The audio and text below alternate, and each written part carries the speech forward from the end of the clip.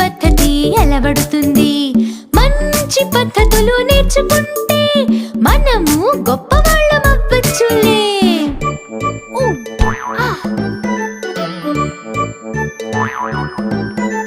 గొప్పవాళ్ళమయ్యామంటే మనము దేశాన్ని కాపాడొచ్చు. భారతీయ బిడ్డలం మనం ఎప్పుడు దేశానికి పేరు తెస్తాం.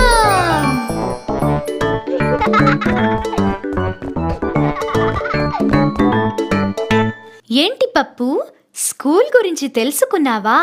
అవును అవును, మీ అందరూ చాలా అదృష్టవంతులు. నీకు మంచి ఇల్లు,